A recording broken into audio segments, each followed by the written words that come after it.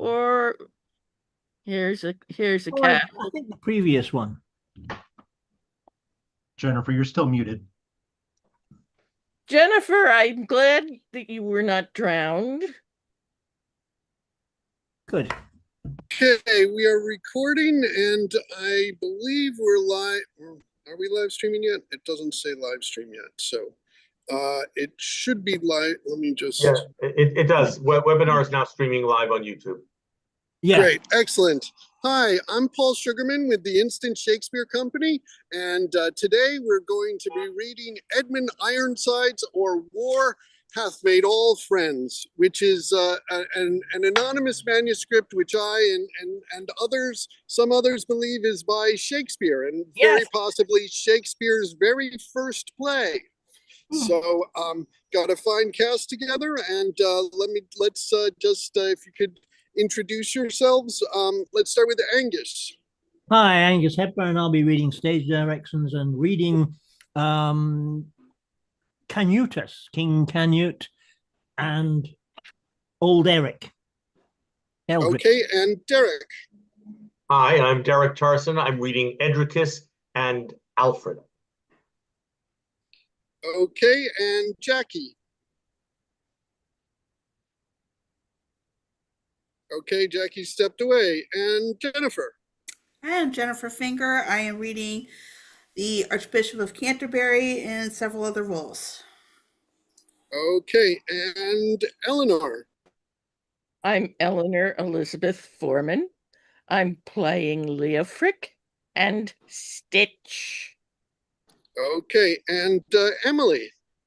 Hi, I'm Emily, and I'm reading Terquilius, Alfric, Aegina, Pledge, and Emma. And Matt. Matthew Bogan reading Uscatulf, Edmund Ironside, the Archbishop of York, Chorus, and Gunthranos. Okay, and Jackie. Okay, hi. Pardon me. Jacqueline Margolis. I'm reading Southampton, a Danish count, I think. Edric's wife. Countryman. Oh, okay. Edric's wife, Harold, and Roger Goodwin. Right? Okay. Right. All right, and have fun. Just a reminder, when you're in this scene, have your camera on and video on, and turn them off when you're not. So on with the play. Thank you all so much.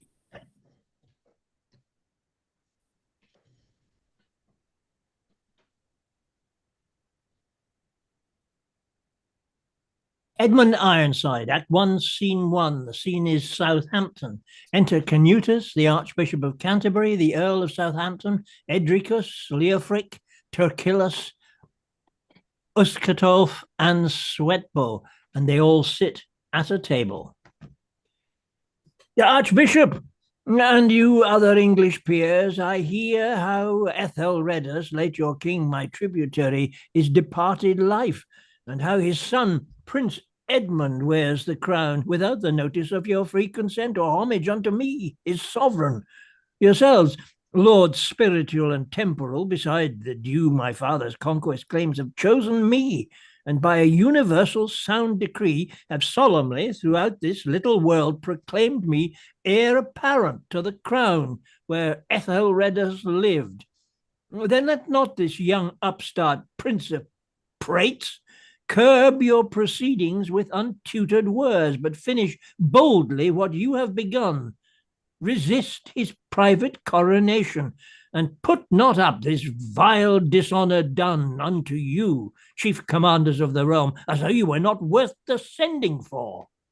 Indeed, his rashness is unpardonable, and merely nothing but a proud contempt against us of the clergy, and the rest that have for public profit of the realm, for peace, for quiet, and utility, elected Prince Canutus for our king, whose valor we have proved unto our cost, whose love unto the church we need not doubt, whose care for all we may rely upon, and whose true bounty is so notable that even his foes admire and honor him. When the other is what he is, I need not tell, 'tis too well known.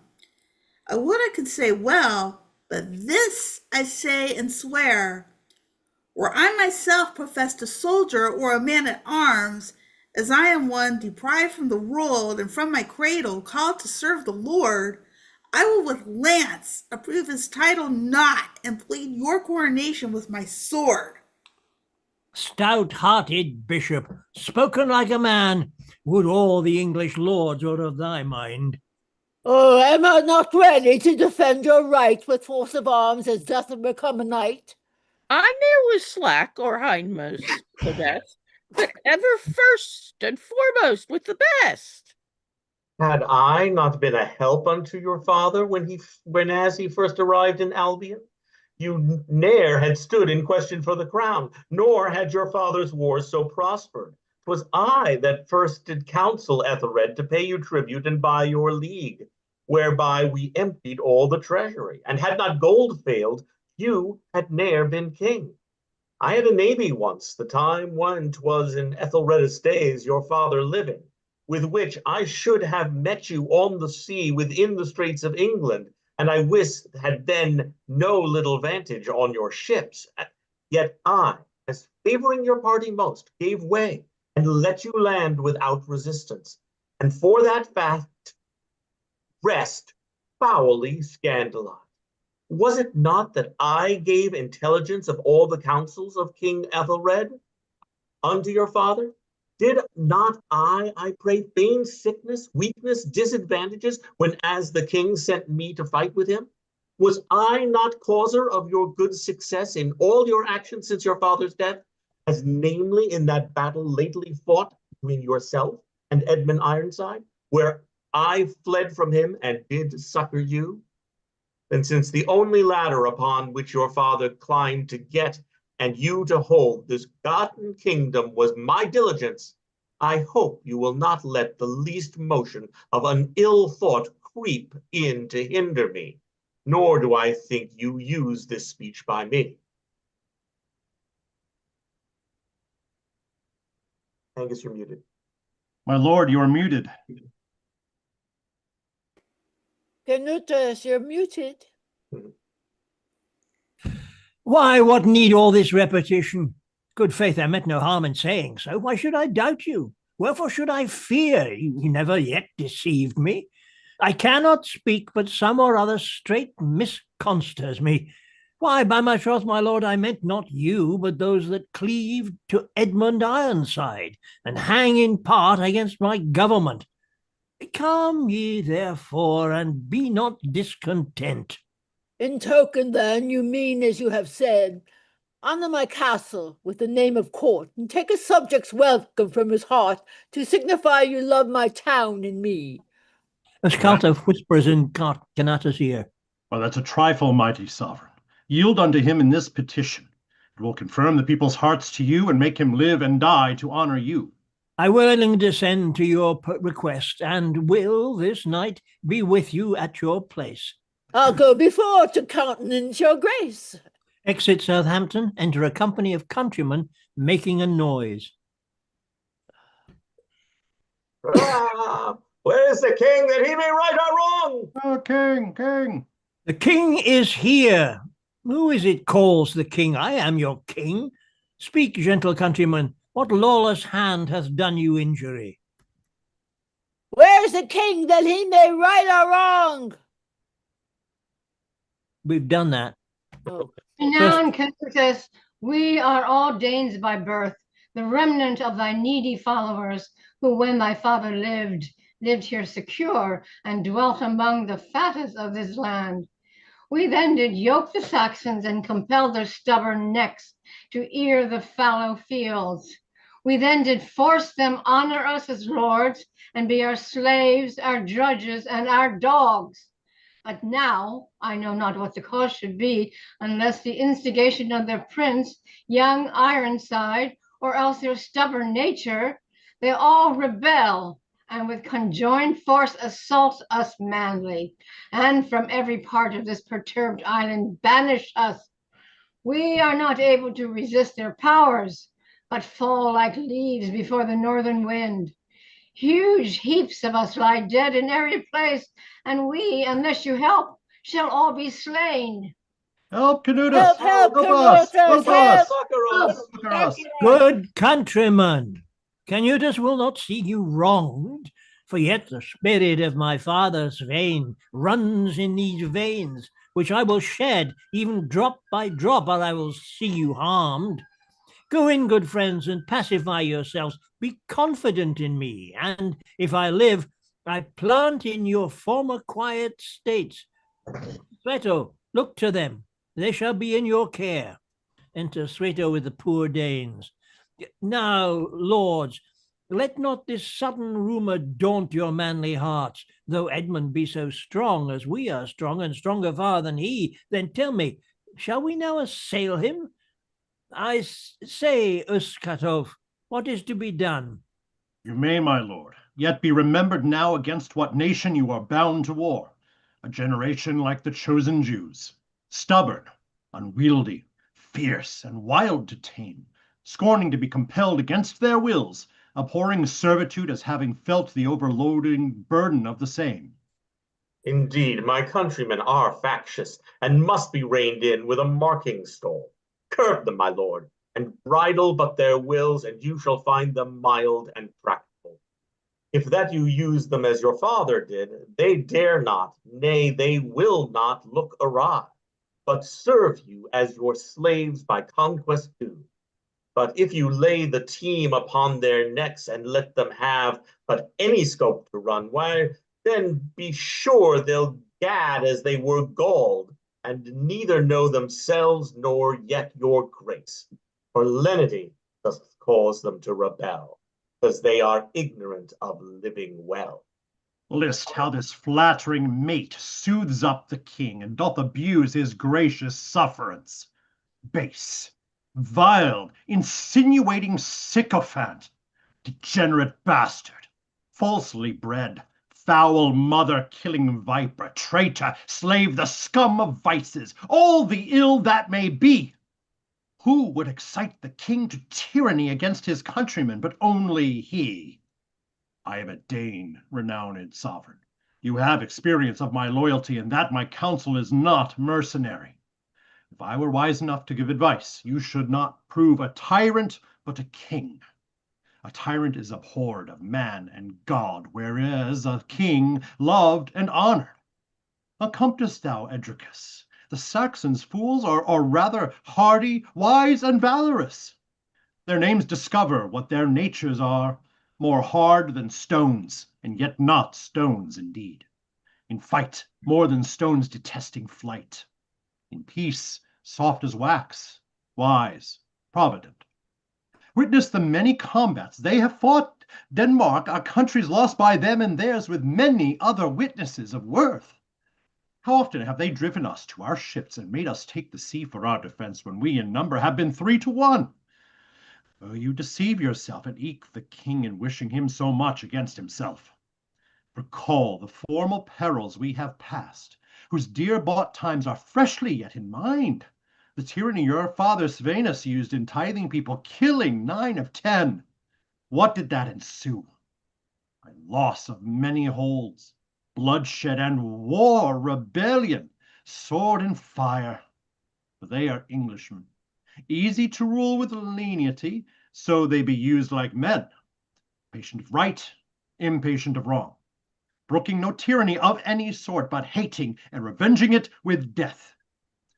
Therefore I counsel you, if it might stand, to win their hearts not by severity, but by your favor, love, and lenity. Good Uskatov, I allow your speech and praise your counsel by my own consent. I will endeavour to suppress my rage and quench the burning choler of my heart, which sometimes so inflames my inward parts, as I fall out with my best-loved friends. I will therefore so moderate myself as Englishmen shall think me English-born. I will be mild and gentle to my foes. If gentleness can win their stubborn hearts. But let us hence, my lords. By this the Earl expects us at Southampton, and there we'll rest till we consult if peace or war be best. They all exit. Leofric pulls Turkillus by the sleeve as he is going, and stays him. A word, my lord. So you use no blows? I think you noble, virtuous, secret, wise, else would I not have opened my intent, which doth so much concern our private good, to you in private. So it is, my lord. I have oft noted your discontented gait, which measured by my own do well declare the mind that rules your body is not pleased. And since so sweet a symphony appears twixt our bodies' discontent, I judged our minds' disturbance to be only one caused from the sad neglect of these strange days. But what a grief it is to noble bloods to see each base-born groom promoted up, each dunghill brat reared to dignity, each flatterer esteemed virtuous, when the true noble virtuous gentlemen are scorned, disgraced, and held in obloquy. Base Cedricus, a traitor to his king, is held in honor. We two trusty subjects are feared, suspected, and have liberty only to live, yet not in liberty. For what is it but imprisonment or worse, when as our children, blood of our own blood, are kept close prisoners, pledges for our faiths? King Edmund, who indeed is our true king, for good regard of merit and desert, for honor, fame, and true nobility, is rightly turned mirror of majesty. Canutus is a prudent, noble prince, and loves to hear him called so too much. But I will tell you this, as long as we take part against our sovereign Ironside, we are but traitors. Therefore, Stay, noble Chester, for I spy your drift. To heap as many titles on your head as you have poured on mine were but your due. Yet to cut off such troiting thieves of time, I say amen to your intention, which is to leave Canutus and his court and fly to Edmund, our true lawful king. But lest you should suspect my secrecy by being won so soon to your device, I here assure you that this very plot hath long been hammering in my troubled brain, and had you not prevented my intent, I should ere long have moved you herein. But what shall then become of our two boys, who are our pledges? They shall surely die. 'tis no matter. If they die, they die. They cannot suffer in a better time, nor for a better cause. Their country's good. We gave them life. For us they shed their blood. He that sent them can send us more again. Then let us hence. Delay of time is vain. And they exit. Act 1, Scene 2. Enter Edricus alone. What shall I think of him that means to beg and can thus finely live upon his wit? I was as mean as any basely born. I'm fine. Say not so. It will discredit thee. Oh, God. No man hears me. Aye, but think not so, for it will make thy peacock's plumes fall down if one such abject thought possess thy mind. 'Tis strange to see how I am favored, possess my dukedom and Canutus' grace, and am the chief of all his counselors, whenas my betters are exiled the court, being discountenanced and out of grace. They cannot dissemble as I can, cloak, cozen, cog, and flatter with the king, crouch and seem courteous, promise and protest, say much, do naught, in all things use deceit, tell troth to no man, carry tales abroad, whisper close secrets in the giddy air, be a newsmonger, feed the king with sooths, please all men's humors with humility, which he must do, that is a courtier, and minds to keep in favor with the king. He that heard my story from the end, how many treasons I have practiced, how many vile things I have brought to pass, and what great wonders have been compassed by this deep-reaching hate, would think I wish I had been bound apprentice to deceit, and from my birthday studied villainy. I understand Prince Edmund's up in arms, but lays hold upon occasion's sluggy lock, and whilst Canutus here securely sleeps, he wins with ease what we with pain have got. Mass, if he do, and fortune favor him, I will so work as I'll be in his grace, and keep my living and myself unhurt. But if Canutus chance to gain again, then I am his, for I can gloze with all. And yet, indeed, to say the very troth, rather of both, I love Canutus best. For Edmund's father first did raise me up, from a plowman's son promoted me to be a duke for all my villainy. And so as often as I look on him, I must remember what he did for me, and whence I did descend, what I am, which thoughts abase my state most objectively. Therefore I hate him, and desire his death, and will procure his end in what I can. But for Canutus, he doth honor me, because he knows not whence I did descend. Therefore of the two I love Canutus best, yet can play an ambidexter's part, and swear I love, yet hate him with my heart. And he exits. Act 1, Scene 3. Enter Edmund and Alfric the general under the king. Are ye sure, my lord, that all is fit? Are all my soldiers furnished for this war? What, have they meat and drink to their content? Do not the captains pinch them of their pay? Assure your majesty, my care is such as I do daily oversee them all, and cause the meanest soldier to be served and have his fill of meat and drink that's good, without controlment, check, or menaces. For the only means to mar a soldier's fight, pinch him of meat, and pay, and pinch his might. Then do ye well, for I am of this mind. He that for private base commodity will starve his soldiers or keep back to their pay, he that to deck himself in gorgeous attire will see his men go naked, die for cold, is a plain cutthroat to the commonwealth. A worthy captain, seeing a tall soldier march barefoot, halting, plucked off his own shoes and gave them to the soldier, saying, "Fellow, when I want shoes, then give me these again." Captains nowadays pluck off their soldiers' shoes. They sell their lives to make them rich and gallant to the eye. But soft, what are yon two strangers? We are rebellious traitors to your grace.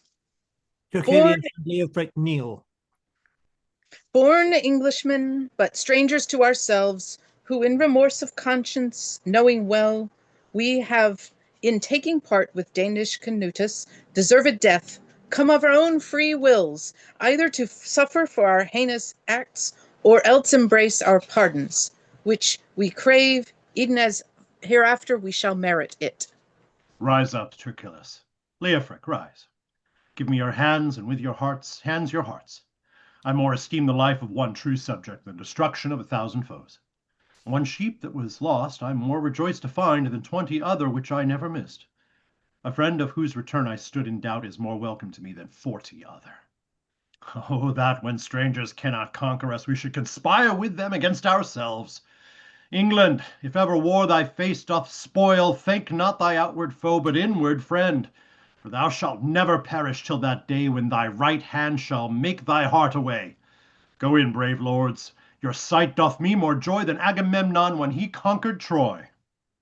And they all exit. Act 2, Scene 1. Drums and trumpets sound. Enter a banquet. Then enter Caturnus, Southampton, Archbishop Uscatulf, and Sweatbow, and Edricus. My lord, you are too bountiful. Half this expense would well have satisfied the homely stomachs of our soldiers, and entertained ourselves right royally. Where is your daughter? Oh, she shall give attendance to wait upon your grace at dinner time. Nay, good my lord, unless you give her leave to sit at board and find me table talk, I shall not think myself a welcome guest. May I crave pardon of your majesty? My daughter, being young in years and manners, is far unfit to keep a queen's castle. Faith, my lord, you are too scrupulous, too unadvised, too fearful without cause to stand upon such nice excuses. I love to see a table furnished, and sure I will not sit till she comes in. Aegina, daughter, come away, sweet girl. Gina enters. The king will have thee dine with him today. Be not too coy yet, nor yet too flexible. If chance he proffer any courtesy, behave yourself in honorable sort, and answer him with modesty and mirth. A means may be to make thee queen. What, is your daughter come? Welcome, fair lady. Your presence is as welcome as the day after a long and weary watchful night. Sit down, fair lady. Noble lord, fill me a cup of wine. Here's to the health of Ironside and all his followers. Who will pledge me? Pardon your handmaid, and Aegina will. Would pledge me to the health of Ironside? What reason moves you so to fancy him? For good regard I hear of your majesty, for should he die before these wars were done, and you have finished strife through victory, some other Cadmus bird worse than himself might hap to broach some new commotion, and trouble all the state with mutinies, where, if he lives till you have conquered him, none after him dares renovate the wars. Sweetly and wisely answered, noble queen, for by that name, if heaven and thou consent, by sunset all the camp shall wish thee health. My lord, what say you to this motion? As it shall please your royal majesty, dispose of me and whatsoever is mine. Madam, pleaseth it you to be a queen? What my dread sovereign and my father wills, I dare not, nay, I will not contradict. Then for a manual seal receive this kiss, the chief dumb utterer of the heart's intent. And, noble father, now I'll call you so, if this rash-seeming march do like you well, deliver me possession presently of this fair lady, your beloved child, and we will straight to church and celebrate the duties which belong to marriages. Bishop of Canterbury, will you marry us without the Siebert asking, will you not? I am prepared, if every part be pleased. I'm Faith, I prepared am. if every part be pleased. But what say you? I say a woman's silence is consent. Why, here's a match extempore, small ado about a weighty matter. Some perhaps would have consumed millions to effect what I by some spent breath have compassed. Lords, let us in, for I intend to be espoused tonight with all solemnity. After our marriage, we do mean to go to meet in open field our open foe. And they all exit.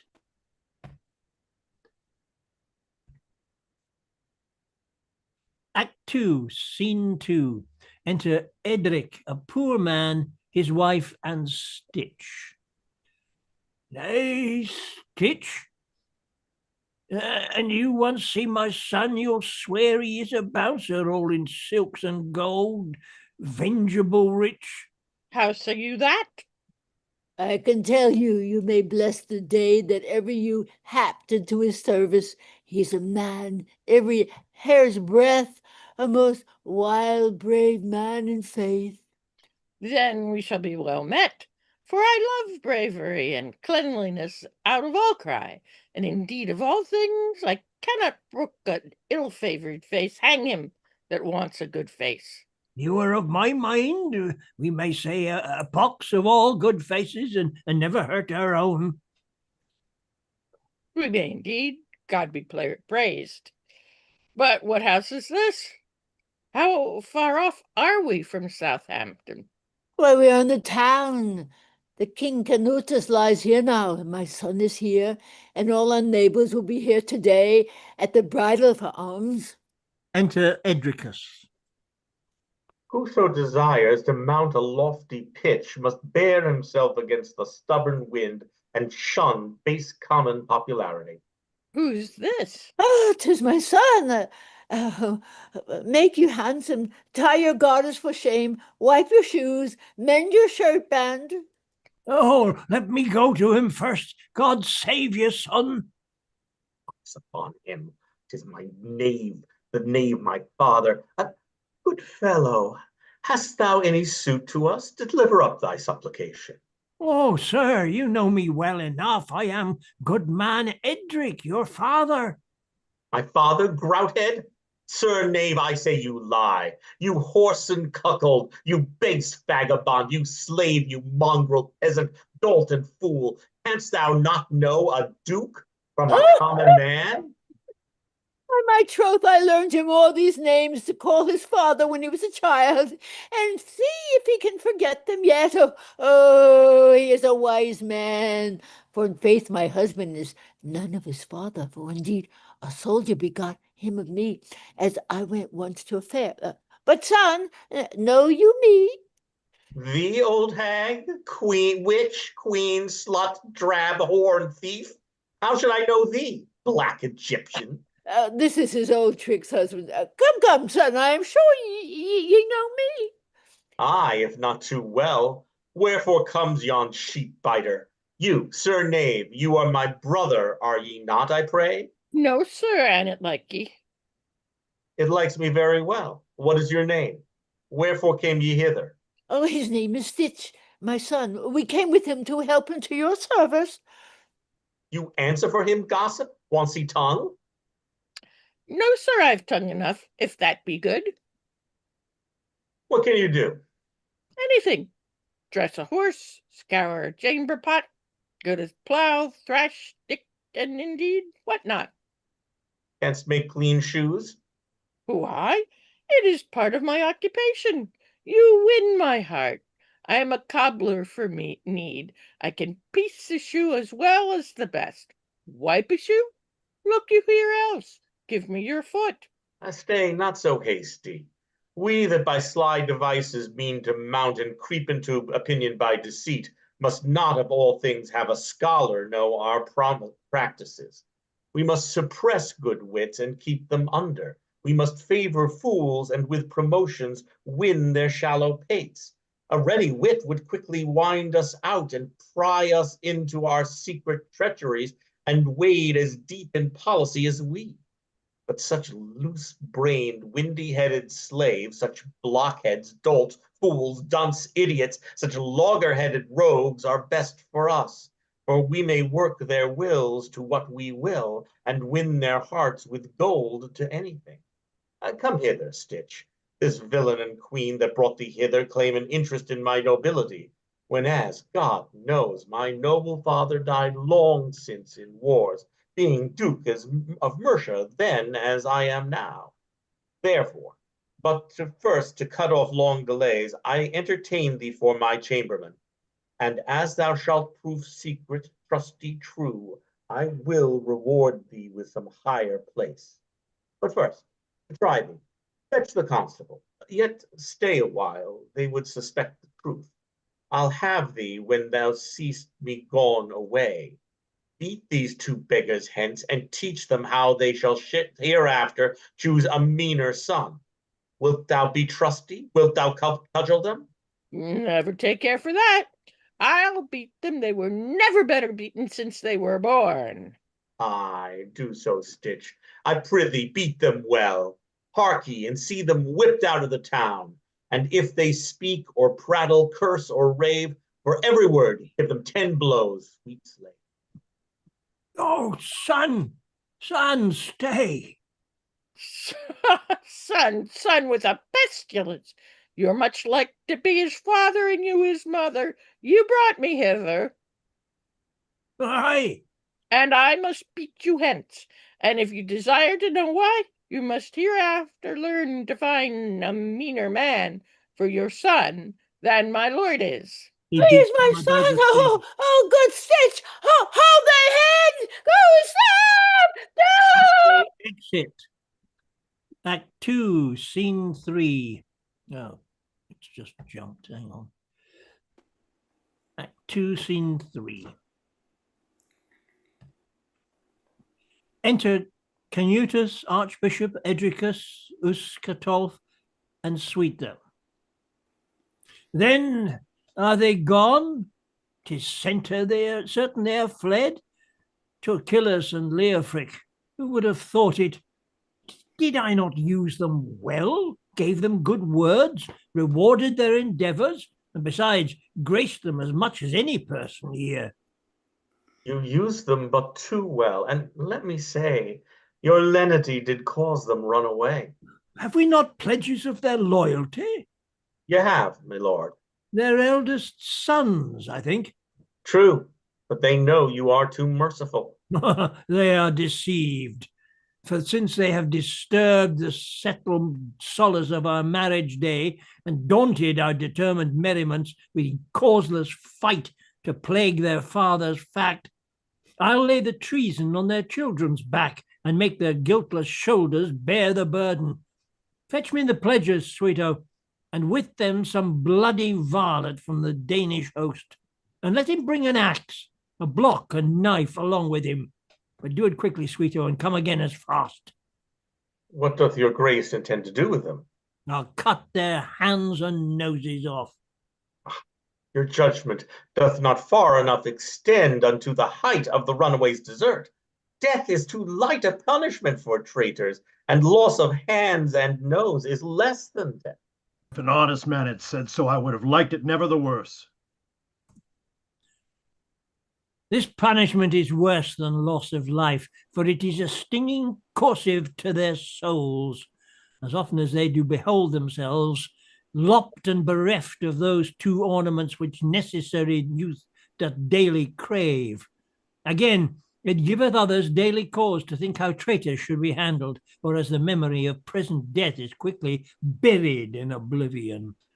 Doing no good, but whilst it is in doing, a traitor may be likened to a tree, which being shred and topped when it is green, doth for one twig which from the same was cut yield 20 arms, yet, yea, 20 arms for one, but being hacked and mangled with an axe, the root dies and piecemeal rots away. Even so with traitors, cut me off their heads, still more out of the selfsame stock will sprout, but plague them with the loss of needful members as eyes, nose, hands, ears, feet, or any such. Oh, these are cutting cards unto their souls. Earmarked to know a traitorous villain by, even as a brand is to descry a thief. These desperate persons, for example's sake, these ruffians, these all-daring lusty bloods, these court appendices, these madcap lads, these nothing-fearing hotspurs that attend our royal court, tell them of hanging cheer. They'll say it is a trick or two above ground. Tell them of quartering or the heading axe. They'll swear beheading is a gallant death, and he is a dastard that doth fear to die. But say to them, thou shalt be branded, or your hands cut off, or your nostrils slit. Then shallow fear makes their quivering tongues to speak abruptly, rather let us die than we should suffer this vile ignominy. A valiant heart esteemeth light of death, but honorable minds are jealous of of honorable names, then to be marked, which robs them of their honors, likewise robs their hearts of joy, and like to irksome hours they will be bashful to be seen abroad. Alas, poor souls, it was against their wills that their hard-hearted fathers broke the league. Alas, poor souls, it is against their wills that they must lose their noses and their hands. Enter Sweebo, the two pledges, and Stitch with an axe. Come on, gentlemen, because I have found your fathers trusty as they promised unto my father and to me. Therefore I mean to make you worthy men, such as the world shall afterward report did suffer torments for their country's good. Come on, I say, prepare your visages to bear the tokens of eternity. Prepare your noses, bid your hands adieu, because your sires have proved themselves so true. Rather than this, oh, kill us presently.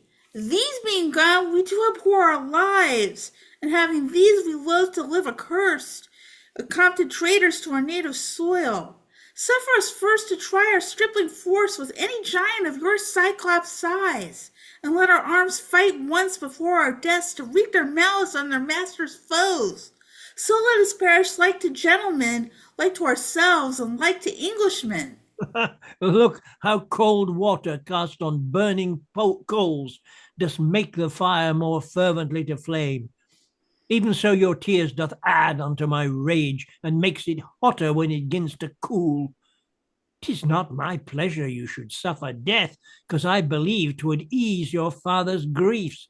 'Tis not my pleasure you should try your powers, so I should give you honours undeserved, and you perchance might so redeem yourselves. But you shall see our judgments straight performed.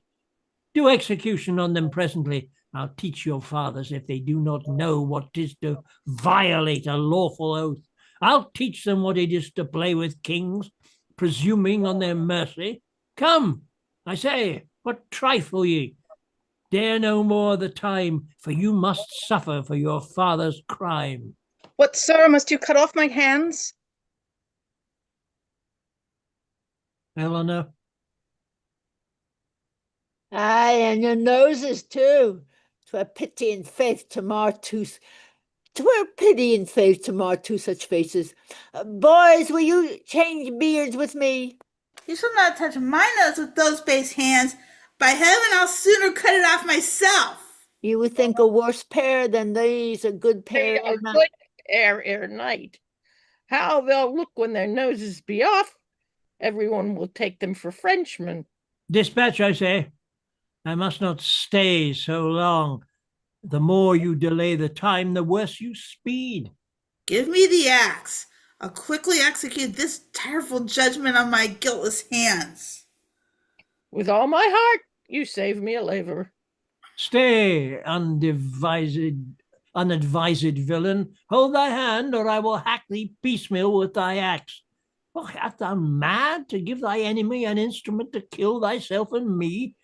Cut off his hands first, then deliver it. One hand is cut off. So cut off t'other. The other hand's cut off. Now, sir, fight your fill. With these my stumps crave vengeance at thy hands, thou judge of judges and thou king of kings. Cut off his nose, then let him pray again. Perchance his praying mitigates his pain. His nose is cut off. Pour thy vengeance on this bloody Dane, and let him die some unheard monstrous death. Make quick dispatch to execute the other. I'm sure you will not now be pardoned. Not I, thou murdering, stony-hearted Dane. I am resolved to suffer this and more, to do my father or my country good. They gave me life. For them I'll shed my blood. And his hands and nose are cut off. Now thou hast spit thy venom, bloody king. We do return defiance in thy face. Sir, temper well your tongues and be advised. If not, I'll cut them shorter by an inch. Remember that you both have lost your hands because your father did abuse their tongues in perjury. Go quickly away and tell your traitors' fathers what I say. We go but to thy cost, proud Danish Canute, throughout this isle thy tyranny to bruit. We go thy cruel butchery to ring. Oh, England never trust a foreign king. And the pledges exit. Ha ha ha! Why laughest thou, Edricus? I cannot choose to see the villains rave. And I must needs laugh to bear my master company. A messenger enters running. What news with thee? Renowned Canutus, thy forces in the north which thou didst send against Edmund Ironside are clean dispersed and piecemeal overthrown by him, as these letters signify. Canutus reads and then says, "'Tis wonderful. What, 20,000 slain of common soldiers? This unwelcome news nips like a hoary frost our springing hopes, makes my fearful soldiers hang their heads. Come hither, Edricus, avoid the company that you and I may talk in secrecy." Everybody exits. Ah, Edricus, what I had best to do to raise out this dishonorable blot out of the brass-leaved book of living fame? Shall it be said hereafter, when report shall celebrate my noble father's act, that Canutus did lose what noble Svenus got? Shall it be said that Edmund Ironside, unfriended, poor, forsaken, desolate, did overthrow the power of mighty Canutus, whose wealth was great, friends more, but forces most? Never since Edmund was forced to bear a massy helmet and a curtal axe could I return a victor from the field, unless, as I remember, thou betrayedst the gallant stripling once into our hands. Then had not valour hewed him through our troops that day, and made an end of all our Greece. Oh, but now, what now? Oh, tell me if thou knowest how I shall extribute my stock and name, that after age may not report my shame. Fear not, noble king, time comes in time. Know ye not 'tis a deed of policy in fickle chance to cross your mightiness? For else in time you might dismount the queen and throw her headlong from her rolling stone and take her whirling wheel into your hand.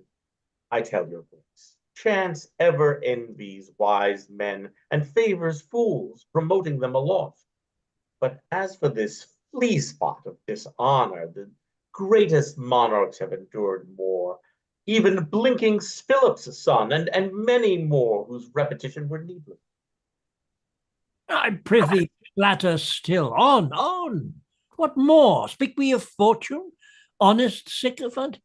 Chance favoureth not a fool in favouring thee. Thy flattery is gracious in her eye. Come hither, Edricus. Oh, strange miracle! See you not the heavens' prodigious signs? Look how the sun looks pale and moon shines red. The stars appear in the perturbed heavens like little comets. Not 12 o'clock. What is the cause then that the stars are seen? I see them well, my lord, yet no cause, unless it shows the fall of Ironside. Oh, surely it doth. Oh, look now, they are all gone. 'Tis night, 'tis dark. Oh, beware you stumble not. Lend me your hand.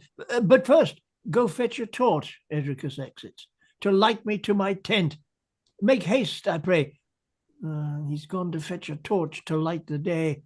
Edricus returns. My lord, the misty vapors were so thick they almost quenched the torch. True as all the rest. I say thy wit is thick, gross flattery, all soothing sycophant, doth blind thy eyes, and will not let thee see that others see thou art a flatterer. Amend thy life, learn to speak truth, for shame do not in thy declining age. Children may see thy lies, they are so plain. Oh, whilst ye live, from flattery refrain.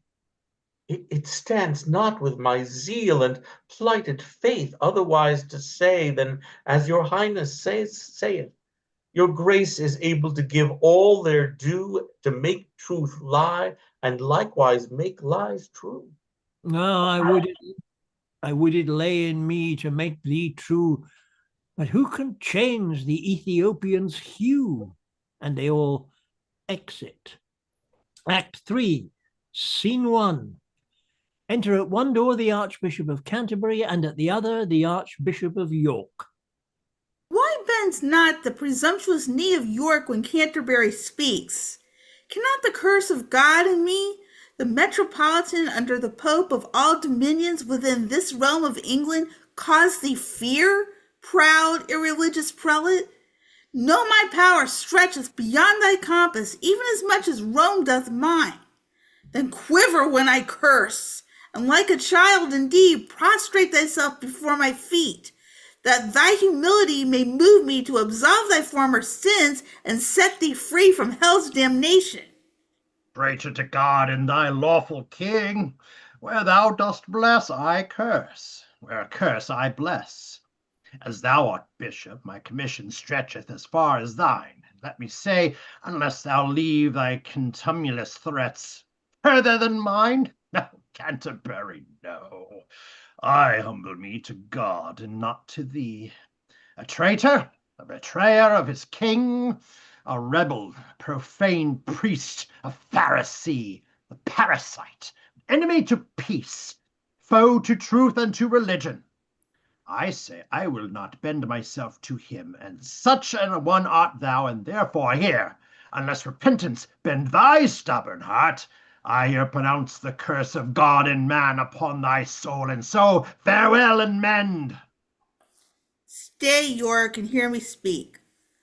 Thy puffy words, thy windy threats, thy railing curses light upon thy stubborn neck, unless with speed thou dost forsake the part of Ironside and cleave unto Canutus. And more, submit thyself to me, thy head, and to our mother church. Reply not, bishop, for I seal thy lips with my irrevocable bitter curse if one untoward word slip from thy tongue. So heapest thou coal of fire upon thy head, and blessed me with cursing, impious priest. Oh, let me die whenas I leave my king, a true-born prince for any foreigner. Oh, I could eat thee. Now my crozier staff longs to be pelting that old hoary plate. My hands do quake with rage. You are a champion for the devil and Canutus. I fly not from thy curses, but thy strokes. York exits, I'll follow thee with curses and with clubs.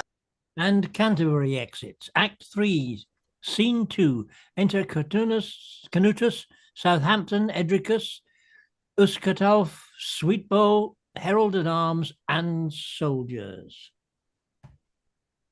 Go to yon city which we mean to sack, New Troy, the state of Edmund Ironside. Command a parley at the city gates. Bid them to choose whether they will let us in, or else withstand the utmost of our wrath, and be consumed to ashes and to coals with flaming fire, which whom did destroy their mother city, quondam called Troy. The herald leaves. From the king to the walls, sounding his trumpet. Bailiffs appear above. Countenance, King of England, Prince of Danes, greets you by me, his trusty messenger, commanding you to serve him as your lord, bidding you wait on him as on your king, and you shall be entreated lovingly.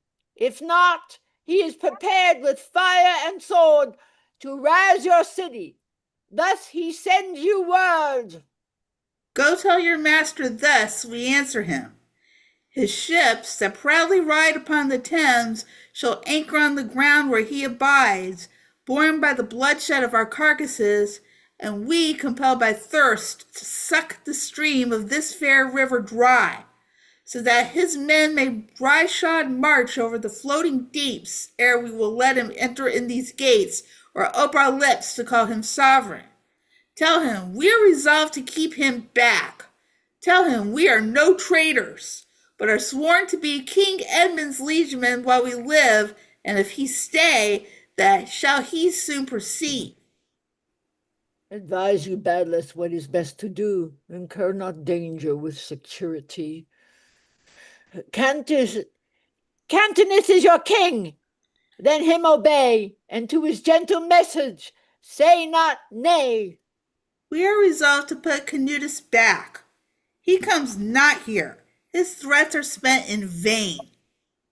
I fear your wills will put your wits to pain, and you repent it when it is too late. You have your answers. Soldiers, guard the gate. The bailiffs depart, and the herald returns to Canutus. Their answer, good my lord, is negative, full of haughty courage and disdainful pride. This little peace hath brought their stomachs up, which makes them to disdain your princely mercy. And dare they thus refuse my proffered grace? Set they so light by my commandment? Assault the city, batter down the walls, scale all the turrets, rush the gates asunder. Why slack ye, soldiers? Who is foremost man to give a valiant onset to the town? They assault the walls and enter a messenger.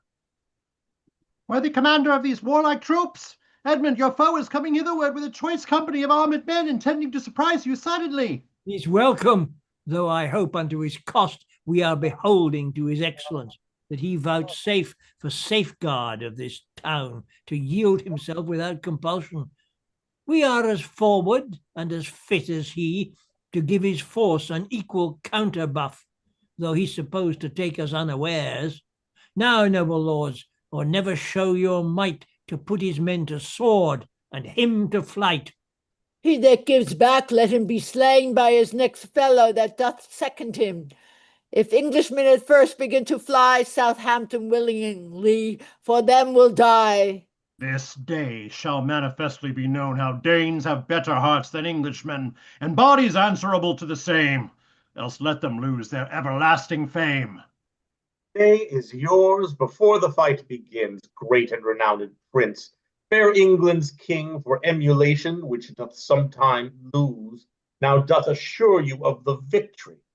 See you not how the English lords contend who should excel in feats of chivalry and creep up farthest in your highness's grace?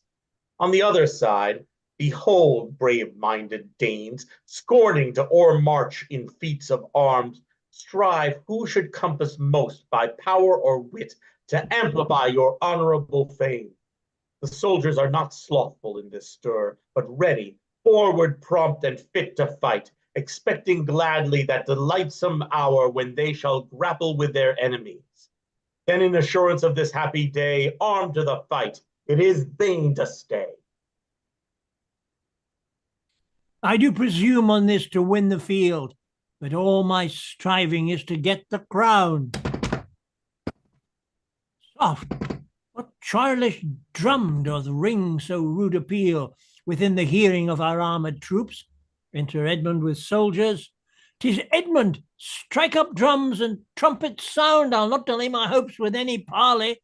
Alarm, they fight. Edmund drives off Canutus off the stage. The drum sounds afar off. Act 3, Scene 3. Enter chorus attired in black. Fight is hot, but Canutus is overcome, and Edmund hunts him out from place to place. He flies to Worcester. Edmund follows him. The way is long, and I am waxen faint. I fain would have you understand the truth and see the battles acted on the stage, but that their length will be too tedious. Then in dumb shows I will explain at large their fights, their flights, and Edmund's victory. For as they strive to conquer and to kill, even so we strive to purchase your goodwill. Canutus. Alarms, enter Canutus flying, Edmund following. They fight. The two kings parley, sound a retreat and part. Canutus is beholding to the gracious sun, who, grieved to see such heaps of carcasses, who lie mangled and besmeared in their gore, make haste and went to rest before his time, so that the kings, for want of light, agreed to part until Aurora raised the lark. And now 'tis morning, and they join to fight. More alarms. Enter Canutus at one door and Edmund at the other. They fight. Canutus gives way and flies. Enter the soldiers of Edmund pursuing Canutus and his lords. Edricus takes a dead man's head upon his sword's point, holding it up to Edmund's soldiers. They fly. Enter Edmund again, cheering them up and making Canutus fly. Edricus, pursuing Canutus to have the worst, and Edmund like to triumph in their fall, out of the bowels of a traitorous heart, brought forth this subtle, dangerous stratagem. Whilst the two battles dealt the dole of death, and Edmund in the forefront stoutly fought with words encouraging his soldiers, and with rude strokes discouraging the Danes, Edricus took up an English dead man's head, and sticking it upon his bloody sword, unto the vanward of King Edmund's troops, held his despiteful and most speedy corpse, telling the soldiers Edmund Ironside was slain, bidding the soldiers yield or fly the field and trust unto their heels. The soldiers, in amaze, began to fly. Then Edmund, hearing of this stratagem amongst the thickness of his enemies, gave notice that he lived a conqueror. His soldiers, taking heart, returned and fought. His enemies, despairing, ran away.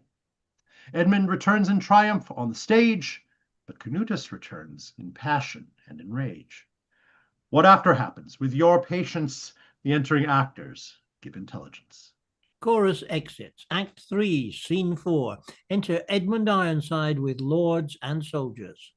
Praised be the eternal bulwark of this land, the fortress of my crown, in whom I trust, that hath this discomfited my foes by his omnipotent all-conquering arm. And worthy lords, triumphant warriors, whose valors echo through the mouth of fame, and writes you worthies in the book of life, maugre the envy of detraction. We render hearty thanks to each of you for fighting in our rights with such bold spirits. continue to be valiant, and if God makes us once happy in a peaceful reign, I'll guerdon every soldier bounteously that fits a weapon to defend our right. Let us not loiter opportunity, but follow Danish Canute and force him fly. On! March of four! Sound trumpets! Strike up drums! Let shrieking fifes tell Canute that Edmund comes! The soldiers shout and exit. Act 3, Scene 5. Enter Canutus Edricus with other lords and soldiers. A plague upon you all for arrant cowards!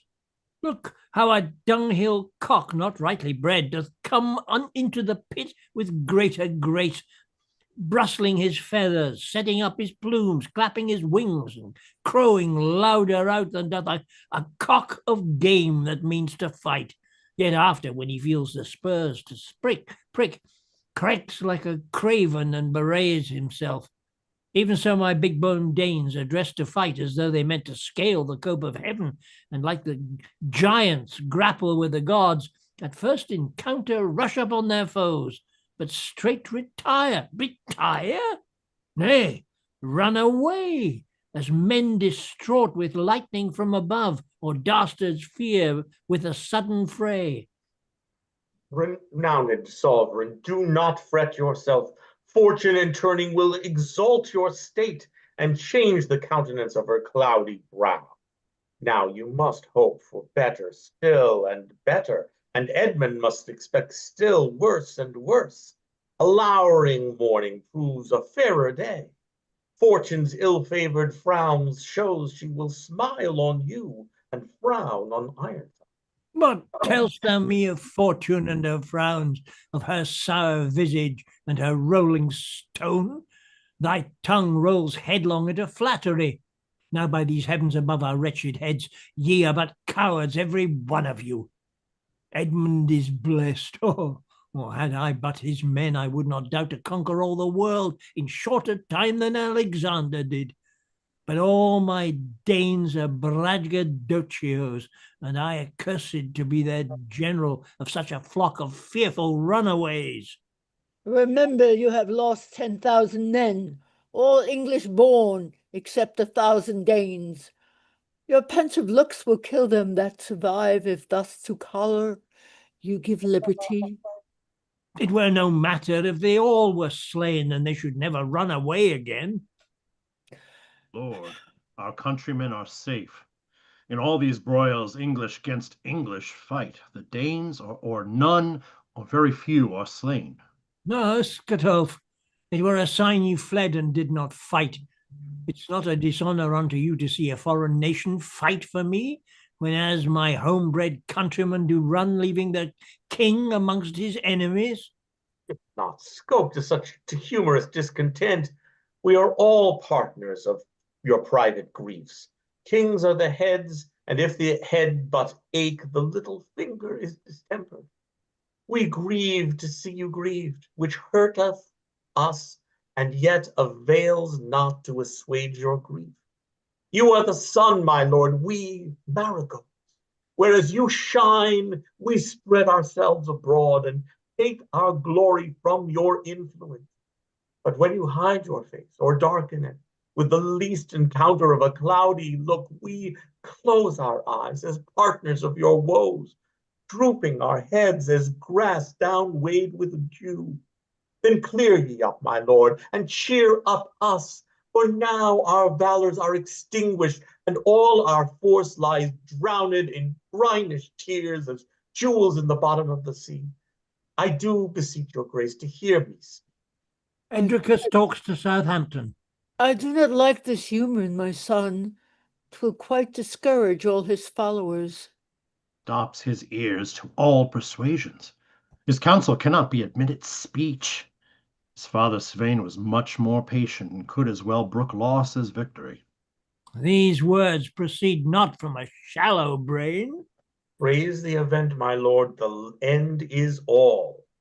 In the meantime, I'll go right to Ironside, craving forgiveness, and insinuate his yielding favor. He is pitiful, and I am rare in moving passion.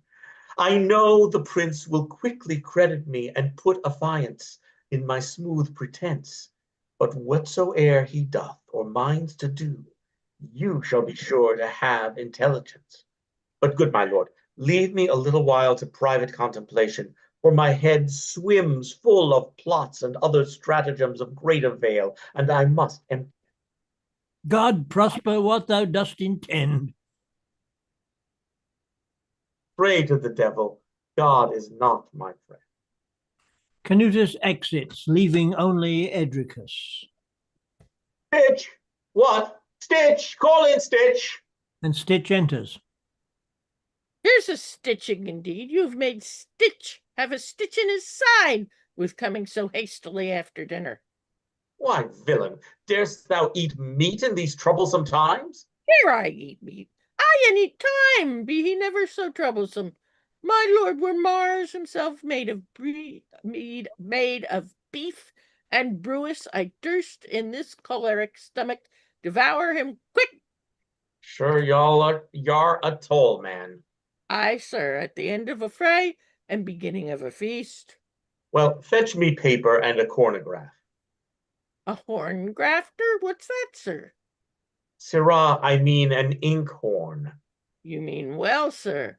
A blackhorn, you have dipped your pen in many a man's inkhorn beside your own. And Stitch exits.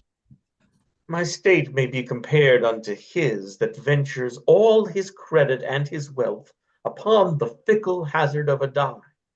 The crown I level at, I venture life, the dearest jewel and of greatest price that any mortal hath possession of. My life is sweet, yet I will venture it at all or nothing. Trust a mother wit. Stitch enters with paper and an inkhorn.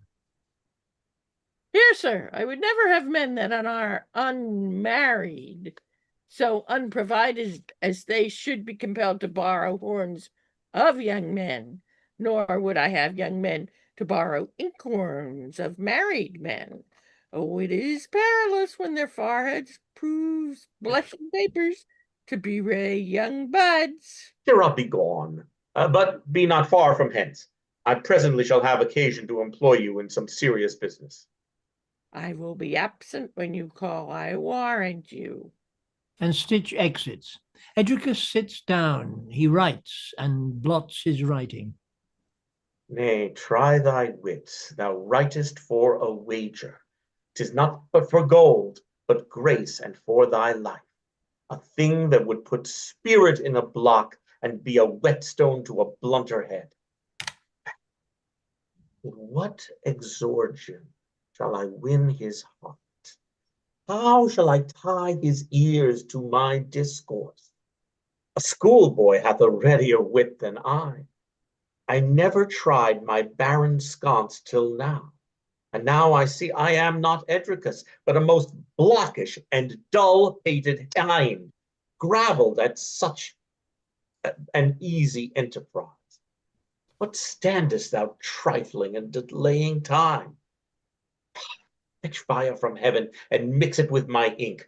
Gather Parnassus dew and write with that. Pluck Scyld's feathers and make pens with them, and borrow the muses' aid and let them read some dulcet, melodious harmony, some never heard of words unto my pate. Ah, fool, how hard it is to write for life. Had I now but written but for my mistress' love, I could have filled my pen and raised my speech unto the highest step of flattery. Had I now written for another man to save his grace or get him into grace, why all the world might have given place to me for sugared lines and phrases past compare. Had I been now in favor with the king and had endeavored to flatter him, my pen would have distilled golden drops and varied terms enchanting Cerberus. But now I know not how or what to write. To flatter were to aggravate my fault, for anger would sift out my vile intent. Plainly to write were to accuse myself and be a witness against my guilty soul. Yet write I will, and in the plainest sort, for that is cousin German unto truth. Truth needs no colors. Though I mean to lie, my simple writing shall deceive his eye. He writes more and then speaks it out. So, O rare conceited piece of work, how cunningly thou canst convert thy shape into an angel when thou dost intend to flatter the plain, honest, meaning king. He folds up his paper. Now for a swift-winged footed messenger to fly in post that I might follow him. It more behooves me to be circumspect, and with my life to trust none but myself. Swifter than sure there is no good messenger. And now I think on it, oh, 'tis excellent. I'll for this once deliver it myself, but in disguisement of my man's attire, so I may safely go and understand how Edmund is addicted unto me, and how all matters now are managed. Bitch! Stitch enters. Well, sir? My will is that you will uncase, for I mean to change apparel. Why, sir, you'll not turn Wiseman, will you? Yes, fool, for this once. Come, I say, when? Marry, sir, when I see some boot coming roundly from you, for I promise you I will not change without boot. But I will, sirrah. Come, dispatch. Well, sir, since there is shift, but I must change shifts, I am contented. By my troth, sir, methinks you're a properer man by odds in those that ye were in these. I would I could persuade him to believe me, then it should be known by his apparel what a fool I have made of him. Sir, shall we change living and lordship and name and all? Ay, Stitch, for this once thou shalt be Lord Edricus, and I Stitch. Look, you keep in till I come home. I advise you, and behave yourself like your lord. I warrant you, good Stitch, I'll be lordly enough. Farewell, honest Stitch, farewell, fool. And Stitch exits. Now am I Edricus and Edricus man, the secretary and the messenger, all to effect with counterfeiting guile experiments of matchless policy. Well, this plain suit doth now contain more wit than for so mean a piece of cloth is fit. And Edricus exits. Act 3, Scene 6. Stitch enters in his lord's attire with blue coats after him. Come on, ye blue-coated slaves, you that wear satin doublets never but at good times, and wear a blue coat but once in a year. Come on, I say, ye trencher-scraping cutters, ye cloak-bag carriers, ye sword and buckler carriers, ye rubbers of horse heels, ye devourers of fat ox, and ye swillers of March beer. Come after me, I say, take example after my virtue, how to mount. I proceeding from the loins of a man, very little better than a gentleman, am now by my virtue and good education to be your master, your upholders, the staff of your lives, and maintainer of your masterships. Uncover, ye rogues, so cover, so sirrah, take my cloak, bear you my rapier. So I am somewhat humorous, and it becomes me well. Follow me, follow. How can I play the Lord's part? Ah, what a fool is my master to change his nobility for my worship. Blood, sir, or Sir Stitch, you must go in. Here's a following. We must wait on you, must we? Blood, sir, you must go in. Oh, hold me, I'm choleric. Why, ye shake rat, had ye never a lord under your girdle? Plain Sir Stitch without welter guard. Why, how now, you malapert knave, have ye forgotten all good manners? Good manners be your speed. Why, this 'tis to keep familiar serving man. As I am a lord by my honor, I will revenge it with putting you out of my house. You fellows take example by his punishment. Follow me just 3 foot behind, not above or beneath, and Roger rake out for your sauciness. Come you last. And they all exit. Act 4, Scene 1. Enter Edmund Ironside, Alfric, Godwin, Alward with Edricus disguised. What wind doth cause your master write to us? All is not well, I doubt. Give me the letter.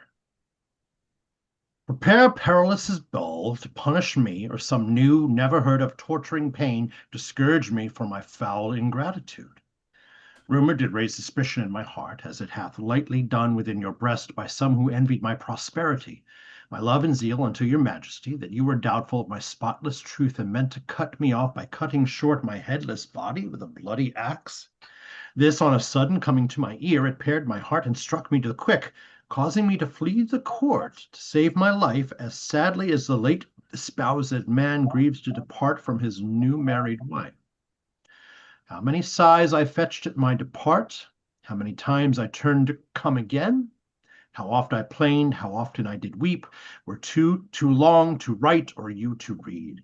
But having now considered with myself my overlight belief, too credulous I come again like a strayed sheep, tainted, God wot, with naught but ignorance. Take me to your mercy, if not so, kill me yourself. Death is the end of woe. Hear ye, my lords, this humble supplication. Your master is become an orator. Tell him, Edmund is not a lunatic, so like a woman to be won with words. This cotton's not according to my mind. The king is angry. See, he faceth me. His color comes and hate goes. I hold my life. He knows me. Would I were away. Hark ye, my lords, what would you say if yon plain fellow should be Edricus? I think not so, my lord. I'll quickly know. Come hither, fellow. Tell my master thus. And he pulls the velvet patch off his face. What, Edricus, is it you? Thought no less. You meant some good, no doubt. Tell me the truth. What was the reason you came thus disguised? Now wit or never help. For naked truth hath taken away any suspicion of deceit. I need no art. Art cannot help me now.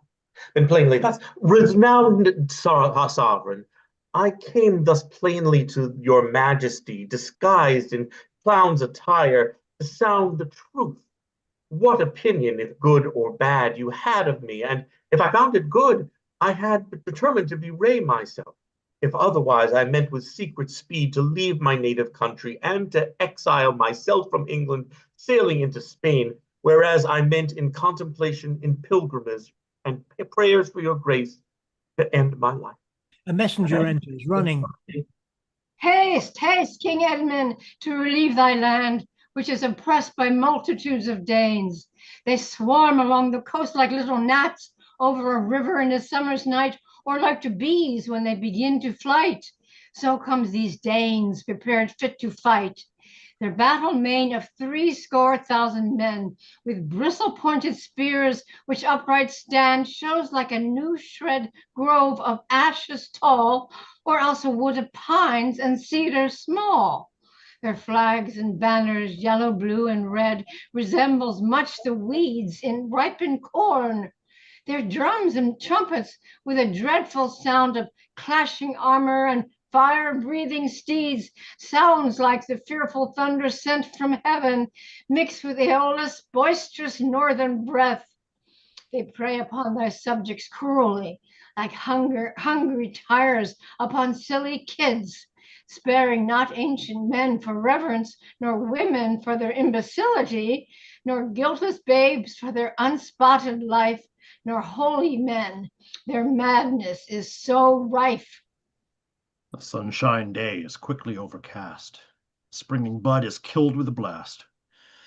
I see my state is fickle and unsure. There is nothing in this world can firmly dure. Yet courage, lords. We were and are the same. Our hearts are sound. Our bodies are not lame.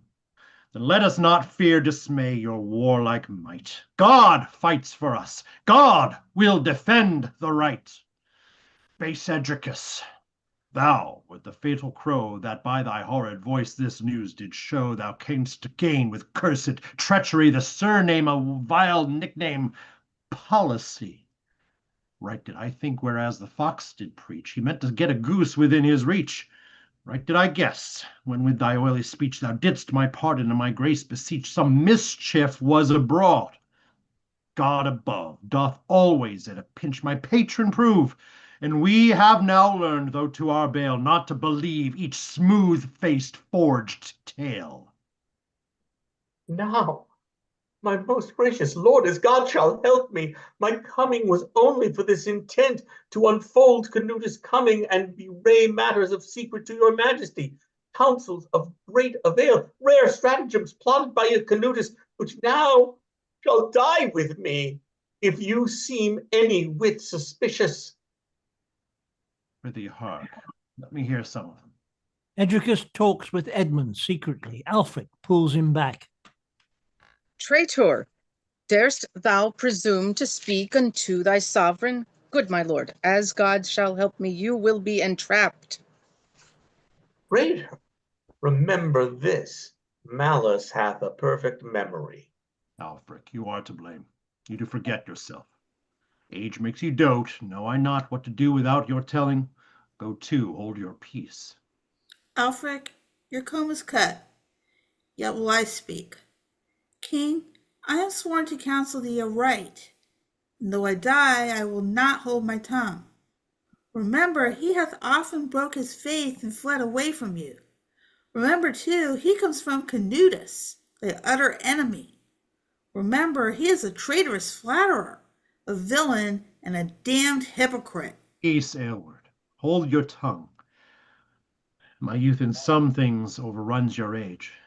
'Tis policy to grant him audience. Nay, further, grace may further, if he craves perhaps the leading of our army too. Thus I think it stands. He hath promised Canutus, having the leading of our forces, to yield to him, seeming as though compelled, having first given an onset on the foe for color's sake. But we will overmatch him.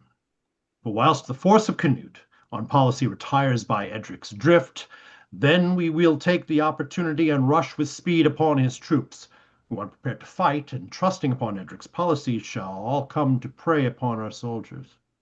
How like you this? It cannot hap amiss. Come hither, Edricus. Faith, you lie. That cannot be. If this be true, I pardon thee for all, and will reward thee with deserved grace. I will not doubt it, faith. Think 'tis true, though it were not, in hope thou wilt amend. Go, let us in, and let all quarrels end. For now I meet indeed to credit thee by being captain general of my army. Duty and thanks I give, 'tis all I have. See what dissimulation brings to pass, how quickly I can make the king an ass. And they exit. Act 4, Scene 2. Enter Emma, her two sons, Alfred and Edward, in each hand, and Guntharonus going before. Sweet boys, born to be crossed before your time, oh, let me kiss you ere you go away. Cursed be the cause of your departing thus, the persecution of these bloody Danes, whose unrelenting eyes delight to see the full conclusion of our tragedy. Good mother, sorrow not though we depart. We shall be welcome to our uncle Richard, and safer there than in this troubled isle, which like the reeling sea is tossed with war. Here we are ever in continual broils. There is tranquility in peace and rest. Here in the midst of unknown enemies, there in the arms of true approved friends. Here danger imminent doth compass us. There friends and friendly counsel shall defend us. Therefore rejoice we are escaped the Danes, whose greedy maws devours the Saxons' blood, like hungry lions void of any good. Good boy, in whom thy father's feature lives, though death hath seized him in his wasteful arms, if I could moderate my grieved mind without remembrance whate'er now I was, then should my grief diminish with my tears. But memory, the afflicter of the soul, bids me remember how I was a queen, how Ethelredus was my lawful lord, how Norman's duke was my renowned sire, how England was my pleasure's paradise, and how time was when time did wait on me. All these are but bellows to the fire to burn my heart, consumed afore with sights. Alfred, Ned, is a child. Thou art of age to take example by my misery, not to believe foul fortune's flattery.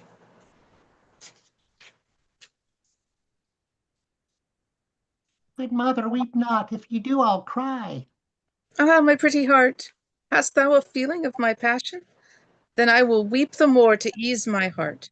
I'll mourn for thee, for him, and for myself, for England, and for Edmund Ironside, whose part God prosper, heaven defend the right. Madam, your helpless tears are but a means to draw more tears from us to drown our hearts. Why, man, I weep to ease and not to load. I trow the more I shed, the less I have. And as my tears waste, so my cares consume. To damn my eyes were but to drown my heart, like Hecuba, the woeful queen of Troy, who, having no avoidance for her grief, ran mad for sorrow, 'cause she could not weep. But, good Gunrothus, to omit vain talk, since I have heretofore approved thy faith, I make a choice of thee amongst the rest of many friends to guide my little boys and to conduct them into Normandy. Entreat my brother, for to entreat them well, they are his nephews, and his sister's joy. If anything amiss should light on them, the same on me should be redoubled. Madam, even by the living God, I vow I will attend and watch them as my soul, knowing Duke Richard will accompt them as nigh of blood unto his royal self. Then farewell, boys, the comfort of my life. Yet come again, ye shall not so depart that if we die, we'll choose to die together, dying or living. We will be together. Fond woman, bless them, and then let them go. That is the safest way to keep them safe. Then farewell again. God bless you both. And again they offer to depart. But soft a while, I have not said my mind. First, let me wash your face in mother's tears, then sob out sighs to overload the earth, and cast a misty fog upon the air. And no inquiring foe may find you out. Oh, let your sanctuary be my lap. She sits down, setting Edward on her knee and Alfred on her arm. Your refuge, your sepulchres, and your graves. A cradle fits you better than a ship. Yea, see Dame Nature's operation, that force it breeds within a mother's mind. None feels a mother's sorrow but a mother. This queen hath not her peer upon the earth for wisdom, suffering, or for patience, for cloaking sorrow and dissembling grief, and bearing all things with a constant mind. Yet she cannot conceal affection so, but that it breaketh forth like hidden fire. Fie, fie, hide nature's fond indulgency. Depart, sweet boys. God keep you in your way. And they offer to depart. Come hither, Alfred, Ned, I prithee, stay. I will go with you to the foaming haven and take my farewell of my darlings there. And they all exit. Act 4, Scene 3. Enter Canutus with a letter in his hand, with Uscatulf, Swetbo, Southampton, the Bishop of Canterbury, Gina with soldiers.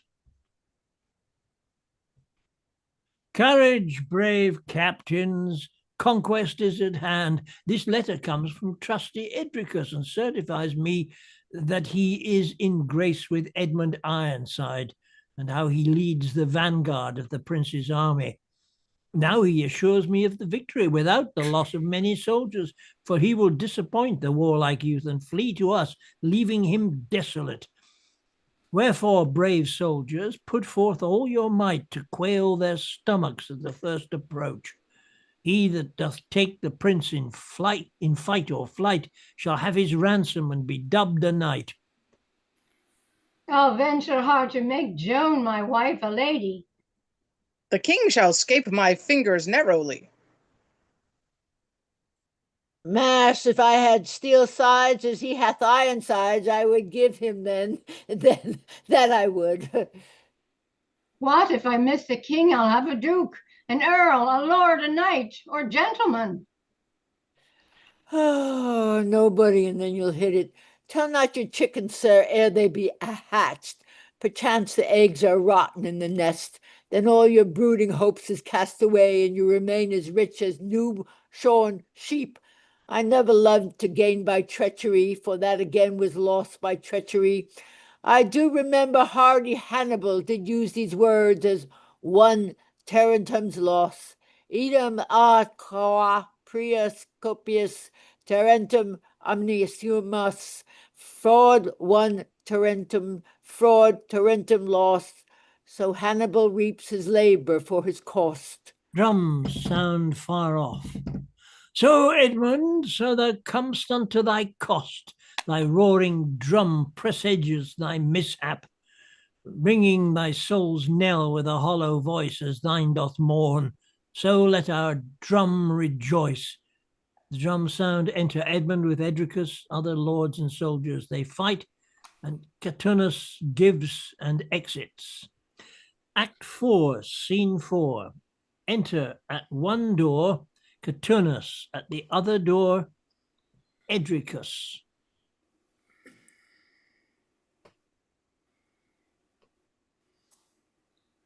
Edricus. My lord, hie, cheer your flying troops and bid them stay a while for victory. When as you see me lead my men aloof, then take occasion and assail the prince, and I'll be absent when he needs me most, and present for your best avail. Make haste. How much I love thee, Edricus, heavens do know, and I with gifts one day will manifest. And Canute exits. Oh, Edric, now thy platform is afoot, and one shall die, that skills no matter which. If Edmund, Canute shall quickly follow him. If Canute, then Edmund shall not stay behind. Whilst they with eager blows assail each other, I here remain a neuter free from fear, not taking part with Canute, not Ironside, before I see who gets the victory. Yet I rather have Canutus conquer, and privily will aid him with supplies, rather than Edmund should escape the field. Alarms. Enter Edmund chasing off Caturnus. Edricus backs Caturnus. Edmund flies, exits and returns. Caturnus with Edricus. Thanks, worthy Edric, for this victory. This day hath made an end of me and mine. Hast thou not backed us with thy warlike troops? Know ye Edmund be escaped or no? Edmund is gone, and I must after him. To stay long here would breed suspicion. Then, mighty Canute, live long a conqueror, and when thou hast the crown, remember me. If I forget thee, God forget my suit, when like a sinner I do humbly pray. Forget thee, Edric? God above doth see how good a heart I ever bore to thee. Then, noble Canutus, I pawn a soldier's faith. By my best blood and by my after hopes, I will remain to thee and to thine heirs as true, as false to Edmund Ironside. Let us not linger here. Muster your men and make them ready for a new assault. I will to Edmund and excuse myself. How I served him now, I'll serve him then. And they exit. Act 5, Scene 1. Enter Edmund Ironside, Alfric of Kettle, Godwin, and others. Vile Edricus, all this proceeds from him. I saved his life, and he doth thirst for mine. Ungrateful wretch, hellish, incarnate devil! For sure no man was ever so unkind unto his king and loving countrymen. Disloyal and unfaithful sycophant, it grieves my vexed soul to think on thee. Let it not grieve you, rather joy to think you are escaped from the hands of him that sought, like Judas, to betray his Lord into the hands of bloodthirsty Danes. Surely, my lord, you are highly favored of God, who sees each human action, that he hath given you warning with such small loss of the contagious mind of Edricus. Enter Edricus with his hand in a scarf, halting, and with him Stitch. Master, I would not wish you halt. Why so? Marry, sir, you know Alfred is a Sir. You know Alfric is a cripple, and the proverb is, "'Tis ill halting before a cripple. He'll perceive it." Had he as many eyes as Juno's bird, or could pierce millstones with his searching sight, he by his leave should not by my halting find. I halt not in the thigh, but in the mind. All hail unto my gracious sovereign. Master, you'll bewray yourself. Do you say all hail, and yet bear your arm in a scarf? That's hail indeed. All hail unto my gracious sovereign. Judas, thy next part is to kiss my cheek and then commit me unto Caiaphas. I understand not what your highness means. Oh, heavens! Oh, impudent, ungodly wretch! I hope your grace doth not exclaim on me. On thee? Hence, graceless wretch, grace me no more. Is there none here that will lay hold on him? His sight, his breath, his fell infectious tongue is venomer than the basilisk's. Is this a guerdon for my scars and hurts? For all my bruises and my broken joints? Is this a hire for my hardiness and valiant onset on the enemies? Are these my wages which I won with blood, blood of myself and proudest Dane that fought? Doth Edmund thus reward his followers that pawn their lives for him and in his cause? Then bootless have I skirmished so long and sent so many Danes unto their graves. In vain have I lifted up my wasting arm and brandished my falchion o'er thy foes. In vain this curtal axe was reared aloft, which made a lane throughout my foeman's troops. In vain my lance did overthrow and spoil. In vain I live to be requited thus. In vain. What a vain vein my master is in. Didst thou not fly, vile traitor, to my foe? Who, I? Even thou? Thus forward friends are quitted with suspect. Thus envy blasts the well-deserving wight. Thus the unskillful blames the warrior. Thus detraction hinders virtuous course. Fled I, my lord? Canutus can report 'twas he that should have fled had succor come. Fled I, my lord? Your eyes were witnesses how far my heart was free from dastard flight. But this it is to be a man at arms, when his desert is recompensed with hate, and resolution wronged with ignorance. For shame, my lords, spurn not against the truth, thirst not to drink the blood of innocents. Why, Edricus, canst thou deny thy flight? No, gracious lord, I must confess I flied, forced from Canutus, not to him, for aid, and that 'tis true. I, by your grace's leave, will prove on him that dares affirm a no. I saw thee flee myself with these my eyes, Thine eyes. and I, my lord, am witness to the same. And I, my lord, will prove it by your favor. I would the king would give me leave to speak. And you will prove them blind, I hold my life. I give thee leave. Speak for thyself and spare not. Seeing your grace so forward to the fight, viewing the Dane to march so bravely on, pricked forth with shame, I, as the foremost man, not suffering the Dane to set on us or to approach your grace without blow, stepped forth, intending to encounter them and to assail the rearward with my band, till you upon the forefront held them play. But see, good intents are ever thwarted. Ere I could get the wind to compass them, your drum's retreat did cause your forces flee, yet fled not I a foot until such time. As quite bereft of hope I was compelled. Witness this arm, this serviceable arm that in despite of death did save my life. Witness these scars, which if your grace will see, they'll tell my foes unto their face they lie. Oh, horrible scars, scars like blazing stars. Well counterfeited, master. If this be true, I was too credulous. If it be true, my lord, assure yourself your grace was misinformed if otherwise, and that my man can verify. Take heed what ye say, master. I can verify nothing. Marry, I can verify anything. If you'll say so, I'll swear to it that 'tis false, I mean. Then, Edricus, 'twas I that wronged thee, and I that will in all things make amends. Bury unkindness in oblivion, and ne'er remember our suspicion. 'Twas not your highness, but some fawning mate that put mistrust into your grace's head, hoping by my bound downfall to raise himself. But heavens defend the wronged innocent. Let this suffice. Thou hast confirmed our love, and Edricus, we mind to honor thee with public notice of thy loyalty. See what wit and will can bring about.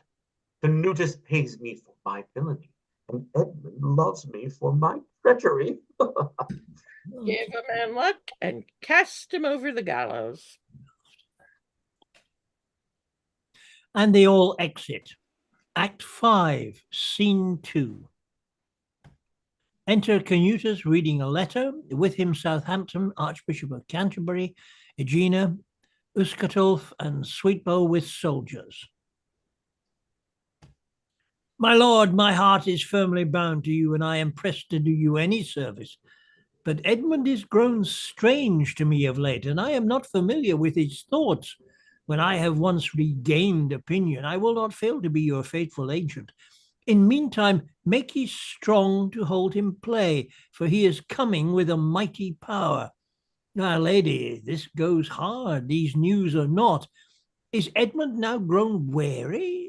Then I doubt I ne'er shall see the day I long have sought, but I must bear a semblance of good news, lest these perceive our hopes to falter, and that would clean discourage all their hearts, for all presume on Eric's policy. Son, is it good news?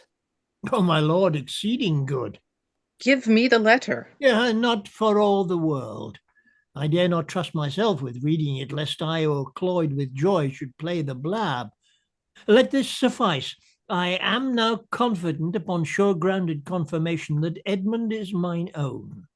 He writes to me that he is coming with a mighty host. But, saith he, be not you discomfited, for they were millions. Half should fight for you and turn their weapons upon Ironside.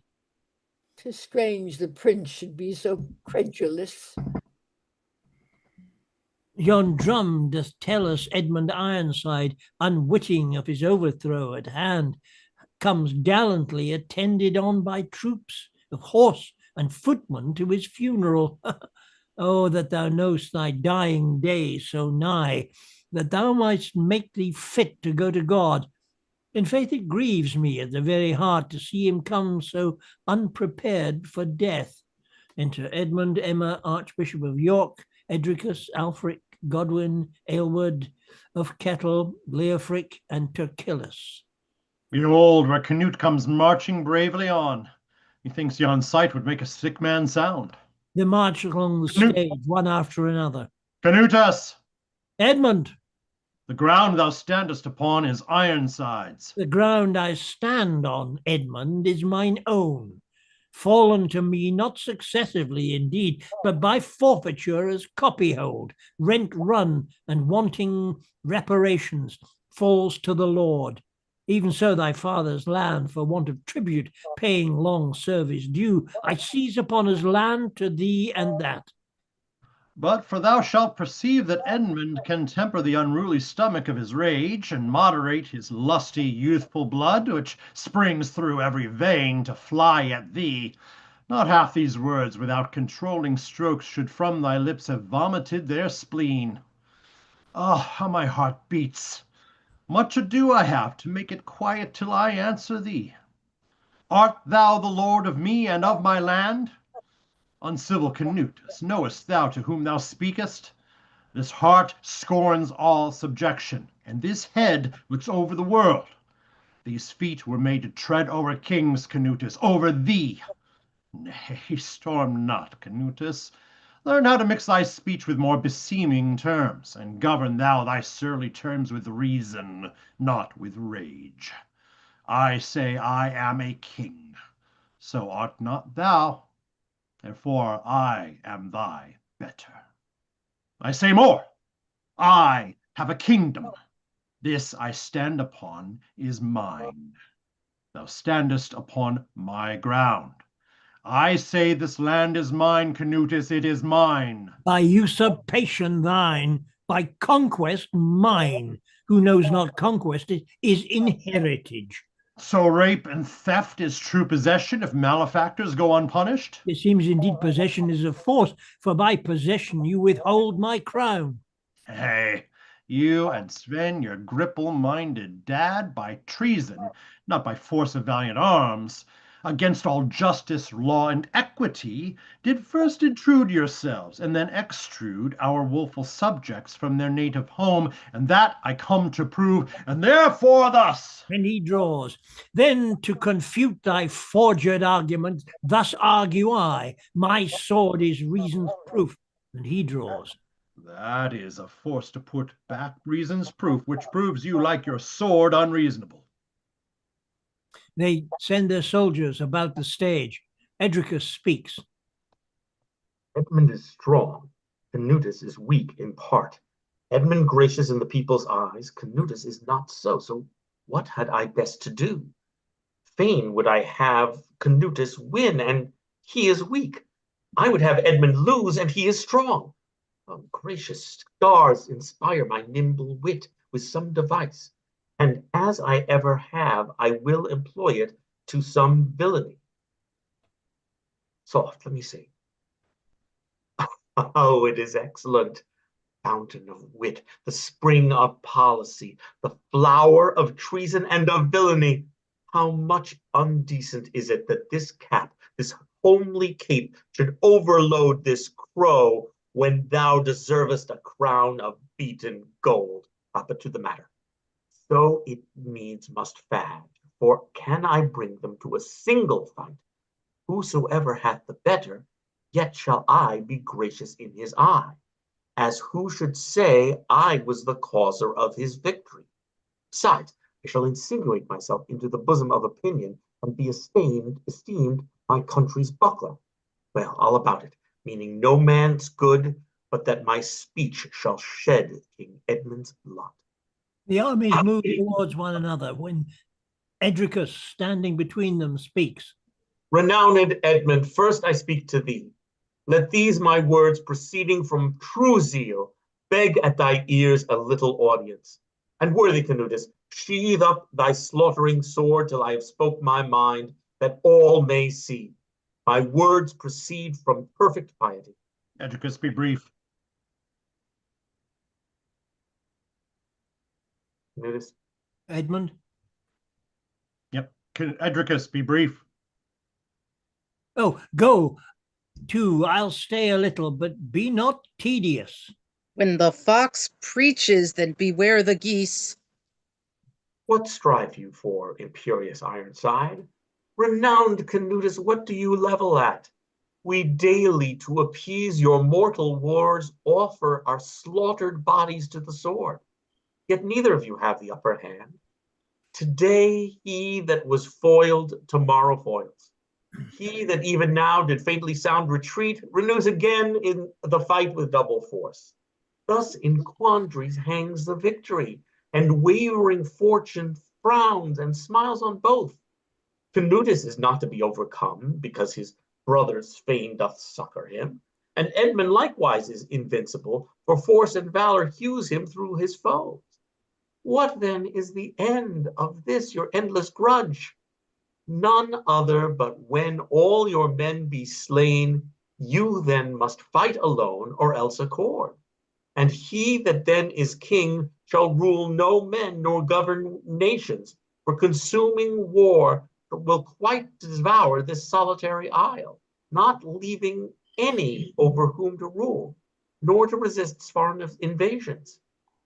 If love of kingdoms be the cause of this, suppress the boiling of your haughty minds. You have approved your soldiers' forwardness. Then now at last shake hands and join in league, agree like noble kings, and part the land.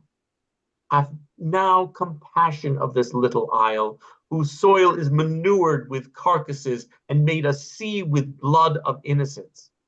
But if your emulation be so great that either scorns to have competitors and brook not equals in your dignities, fight then alone that would be kings alone. Let not all perish for the wills of two, but let your swords decide whose title's best. Drick, thou hittest the mark I level at. Thy counsel, coming from a zealous heart, fits in all points of our expectation. No, I accept thereof, and offer here to prove even hand in single fight which of us two shall wear the diadem. Edmund, report shall never whet her tongue upon Canutus to eternize thee. I scorn to stain my reputation with abject titles of pale cowardice to make thee famous in opinion's mouth. I here accept thy challenge and his speech, glad of so fit a time to be revenged for all those foul dishonours thou hast done, and glad for sparing of that guiltless blood which in our quarrels this day had been shed. Oh, had this day been but a year ago, many a tall man had been now alive, many a salt tear had been now unshed by fathers for their sons' unhappy deaths, by mothers for their children's wretched ends, and widows for their husbands' timeless want. But I am glad this long-expected hour at last is come. My lord, you shall not fight. My lady, but I will. Will you fight for me? Give her my sword and shield. Edmund and Emma talk together. Edmund turns away. Yet hear me, good my lord. Will you, on whom the state doth sole depend our welfare, all the realms, your friends and kinsfolk, hazard the loss of all upon the chance of fickle fortune, since the better man is sooner killed by over-hardiness than an advised coward? Good my lord, it is undecent you should fight with him, being no king nor having aught to lose. Madam, his life is even to him as dear as mine to you, mine to me. Besides, he is a prince of noble blood and high resolved spirit. And if he were not, yet my cause being good and justice on my side, I would not fear. Nay, could not, with my honor, but accept the speech of Edric, and in single fight approve my title lawful, good, and right. And, madam, be content. You shall see the God in whom I trust will succor me. Were he Goliath, I, the little king, I would not fear him on his knees to bring. But he hath rather cause to doubt of me, I being big and far more strong than he. Aegina talks with Canutus, and Canutus turns away. I had rather fight with him and scold with you. I cannot speak but straight, you say I scold.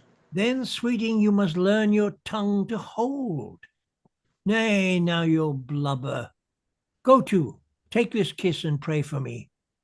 Why stay you, Ironside? 'Cause I think thou art not fit to die, but rather with Aegina fit to cry. My lords, I do command you for your lives, none be so hardy as to succor me, or to approach us ere the fight be done. But if I die, to make my sepulchre even in the place whereas I took my death, setting my crown upon Canutus's head, and do to him as to your sovereign. Even so, brave followers, I will you do to Edmund here if Edmund conquer me.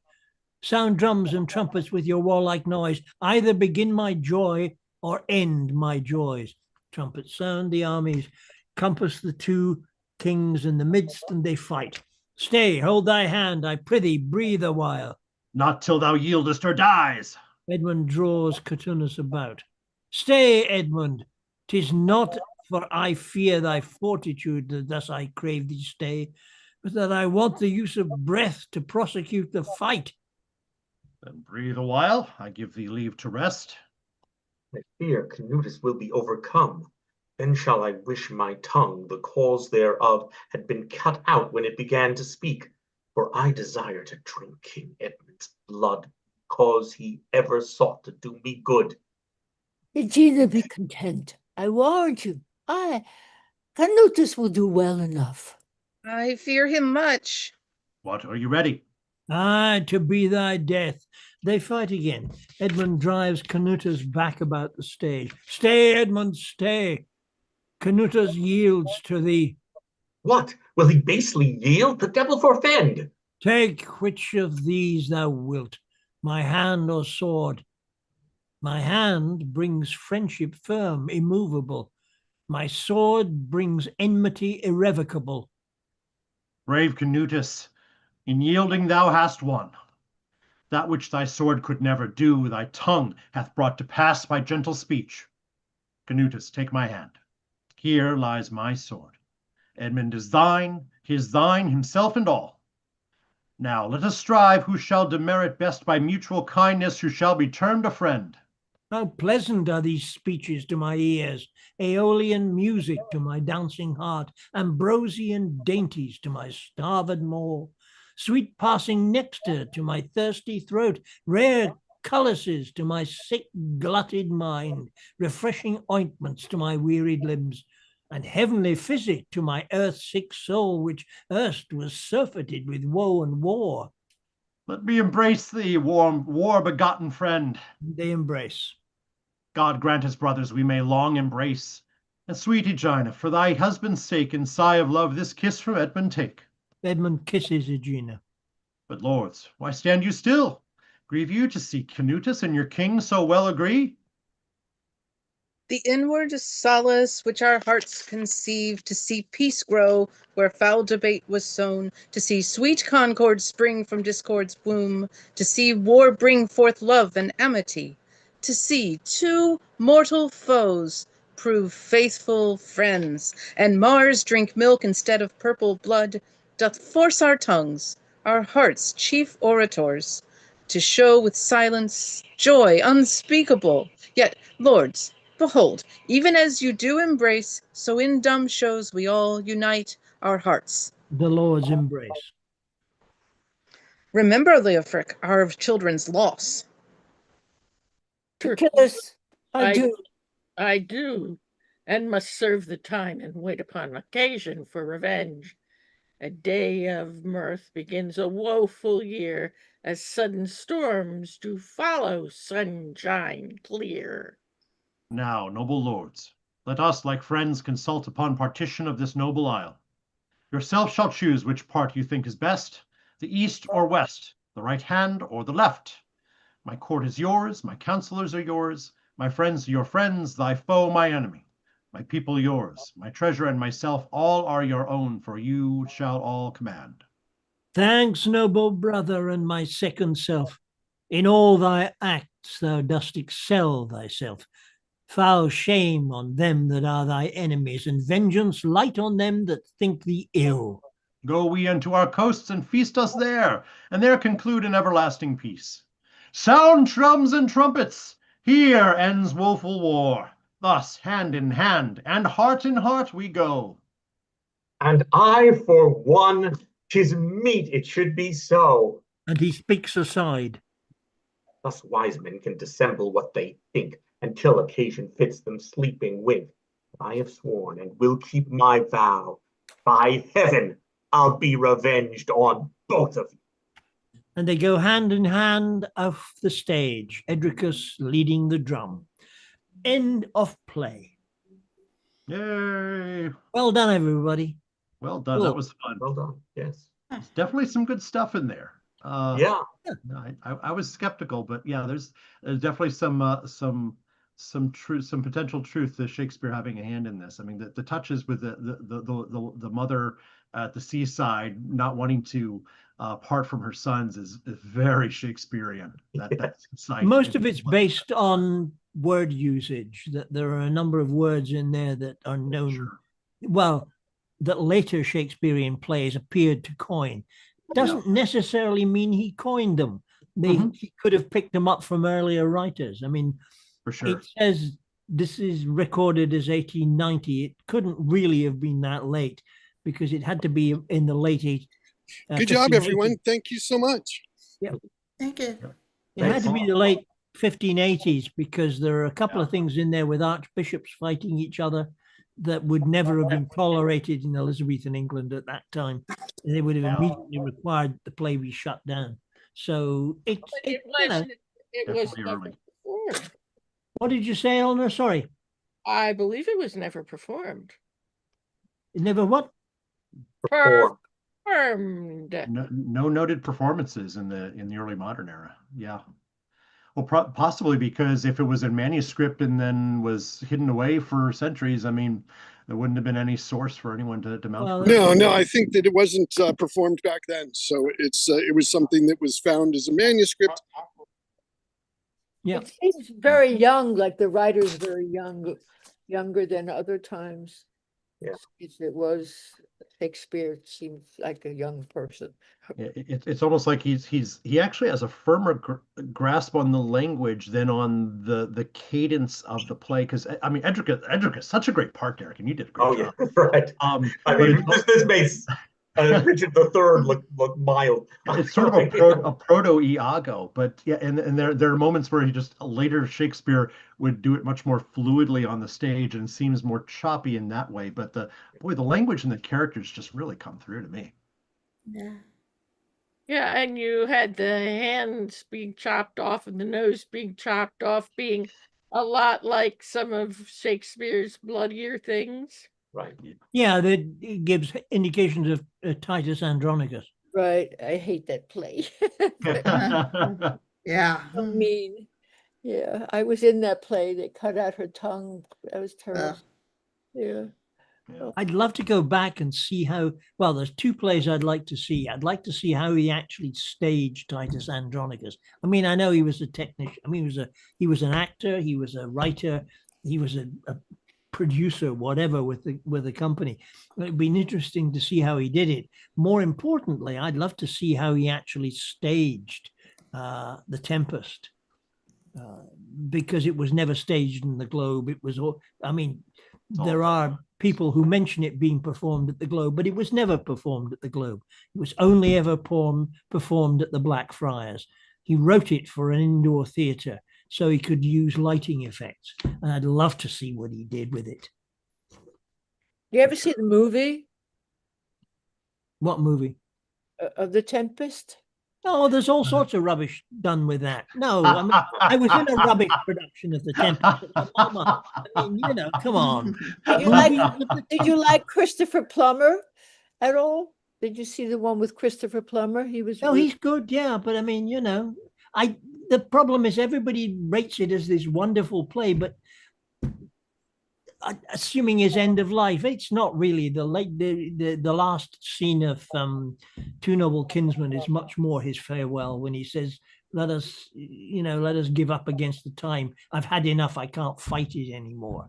You know, he was faced in, whenever it was, that they just signed a 20-year deal for the Blackfriars once James had kicked out the children's theatre because it was becoming a little bit unsavory. Well, actually more. And there was a lot of young children's prostitution going on in it. So they signed a 20-year lease on it. And at the same time, the Globe was bitching they hadn't had a new play in 3 or 4 years. So he wrote Cymbeline, which is essentially Shakespeare's greatest hits. All the best bits of all his earlier plays, he shoved them all together. You know, young woman with a evil brother and servants trying to kill her, and it's all there. You know, you look at all his earlier plays, and there's something from each one that was a success, and he shoved it all in Cymbeline. It's the most god-awful mess.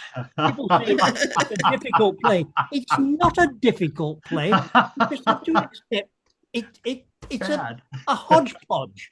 And he dashed it off because it was easy to do. But what he was really writing was The Tempest, because he had access to the Blackfriars, he had lighting effects, and suddenly a new technique was made available to him. Magic. Love to have seen what he did with it.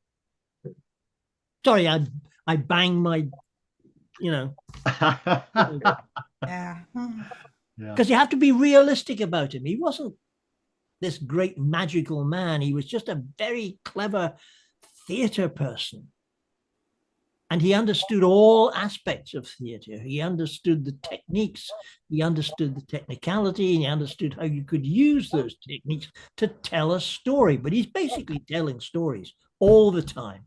And he just used whatever he had at his disposal. There's some report that suggests that the closing scene of Othello, with Desdemona in the bedroom when he kills her, that a lot of the ideas came for that because he'd actually, in the late 1590s, they had actually used the Blackfriars a time or two before the Children's Theatre took over. So he began to understand what you could do with lighting and the kind of effects you could create with it. And that formed the basis of how he saw that closing scene of Othello. Whether that's real or not, who knows? I think those are fantastic points. The two things that I always talk to when I'm talking with friends about is there's really two things to me that make Shakespeare so great. And one is the insight into what it means to be human, great, immense insight into what makes us tick. And secondly, the fact as a theatrician, he didn't avoid stealing anything that wasn't nailed down. All of it went into his brain and came back out. Take an idea, run with it. That's right, and make it better. Always better. Always better. Yeah. True. Absolutely. I mean, it's his understanding of people is what it's all about. I mean, there's a reason. What was it? Howard Bloom wrote the book on Shakespeare, the inventor of the human. Invention of the human. Yeah. But Bloom's stupid as well, because he claims the Tempest was, he says at one point, talks about the Tempest, and he says when it was done in the globe, it was never done in the bloody globe. You know, so he's not as smart as he thinks he is, but he is correct that Shakespeare he observed humanity and he understood humanity, and he was able to do that. I was reading actually recently the old idea that he came down to London and left his wife back in Stratford. There's now evidence that that's a load of rubbish as well. I love seeing that recently. That would be wonderful if true. And there's excellent evidence that she came down with him and spent time with him and got involved in some of his legal cases that he got dragged into. I read that. So she was with him. So it was not, I'm running away and leaving you and going to London and being a big man. She came down with him and spent time there. And maybe got tired of all the young lads who were hanging around him saying, "Oh, you're wonderful." Wait, leave my husband alone. Paul, are you with us? He was. Yeah, I think Paul's. He's dropped out for the moment. He'll be back. Yeah, he's. I'm listening. Yes, thank you all so much. That was a lot of fun. It was. Any other comments, or should I end the live stream now? Oh, end